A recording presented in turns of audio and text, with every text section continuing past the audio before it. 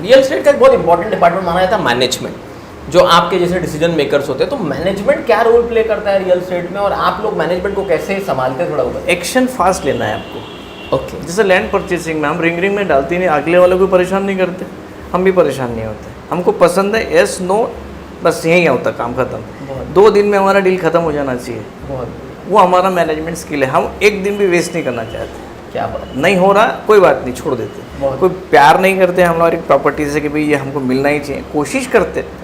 दूसरे ने भी लिया तो उतने हैप्पी होते हैं कि भैया ठीक है उसने लिया, कोई बात नहीं, कोई बात नहीं, अपना ही भाई है। सही बात है।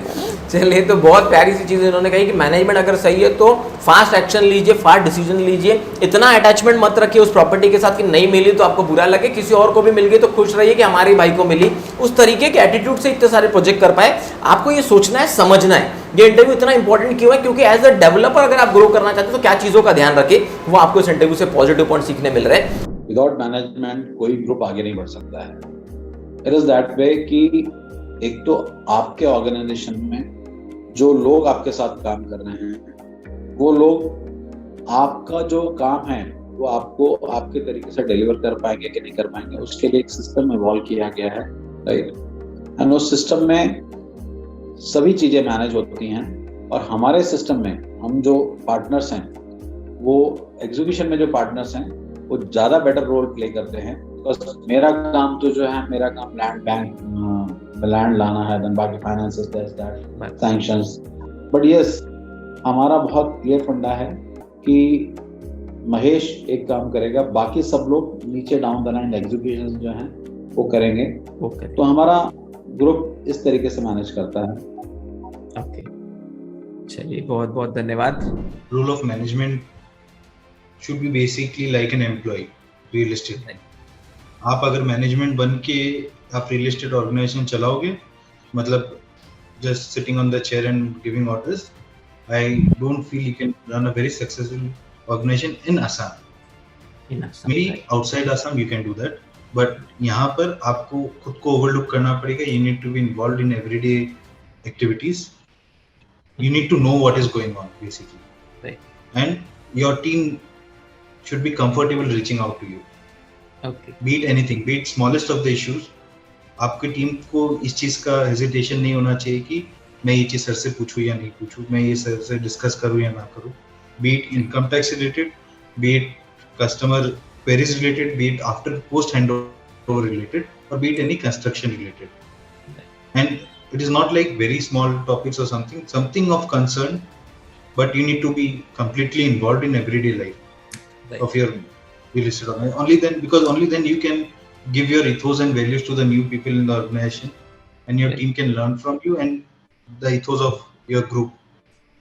Basically being customer centric and all that. If you do not focus on that, you will somewhere run out. Right.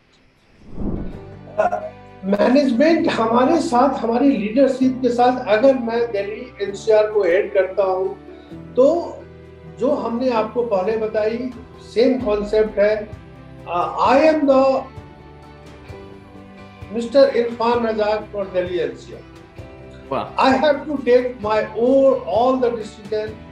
I am the profit and loss man. I have to ensure हम अपने आप को वो समझ के, and मेरी management ने मुझे ये सिखाई है कि तुमको ऐसे ही काम करना है, और by default since beginning I am working like this.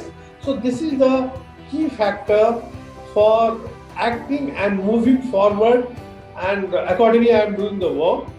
And I can tell you कि हमने नोएडा में एक प्रोजेक्ट अभी तक लॉन्च नहीं किया है। मार्केट में लोगों को मालूम चला कि प्रेस्टीज सेक्टर 150 में रेसिडेंशियल बिल्डिंग लेके आ रही है। हमारे पास जो कंपनी की नेम है उसके ऊपर कस्टमर आ करके चेक रख के जाते हैं। हमारा 40% सेल तो ऐसे एक्सप्रेशन ऑफ इंटरेस्ट के अंदर डाल के दिया लोगों ने कि भाई जब भी आप लॉन्च करोगे मेरा एक अपार्टमेंट रखना। This is what you know, and my job is to ensure कि make the breeze from the south to Delhi and update everyone what is the prestige, how we work across the India, and how I want to work in Delhi NCR. So These are the systems. Okay, thank you so much for telling that. मेरे को लगता है हर एक field में without management कुछ नहीं हो सकता है। बिल्कुल। तो कंस्ट्रक्शन के लिए तो इतना मस्ट है, क्योंकि आप कंस्ट्रक्शन एक्टिविटी को देखोगे तो इतने नंबर ऑफ एम्प्लॉयज़ है, इतना नंबर ऑफ वर्क है, आप painting work, tile work, electric work, इतनी नंबर ऑफ एजेंसी इन्वॉल्व है इसमें, तो आपको विदाउट मैनेजमेंट आप ये वर्क कर ही नहीं सकते। मैनेजमेंट ही सबसे मस्ट है कंस्ट्रक्शन में, क्योंकि ये एक अकेली ऐसी लाइन है, इसमें नंबर ऑफ एजेंसी बहुत इन्वॉल्व है, ज़्यादा होती है। तो मेरे को ऐसा लगता है कि मैनेजमेंट के लिए हमारे पास मैनेजमेंट के 2 ऐसे लोग हैं जिनको 15-15 साल का एक्सपीरियंस है मैनेजमेंट का, काफ़ी अच्छे बड़े बड़े कंपनी में उन्होंने काम कर चुके हैं, और कई बार मैं उनसे मैनेजमेंट के स्किल लेता हूँ, क्योंकि क्या है, कोई भी अपने से छोटा रहे बड़ा रहे, अगर जर अपने से उसके पास अगर आपसे अच्छी क्वालिटी है तो आपको अडॉप्ट कर लेना चाहिए, ये मेरा मानना है। तो मैनेजमेंट के लिए हमने 2 ऐसे एम्प्लॉय डेडिकेटेड किए जो पूरा साइड मैनेजमेंट करते हैं हमारा। बहुत बढ़िया। दोस्तों इस बात को ध्यान से समझिए, एक बहुत बड़ी बात इन्होंने कह दी कि इतने बड़े बिल्डर होते हुए भी इनकी टीम के लोगों से ये कई बार बहुत सारी चीज़ें सीखते हैं, और ये सबसे बड़ी क्वालिटी होती है एक अच्छे एमडी और एक अच्छे सीईओ की।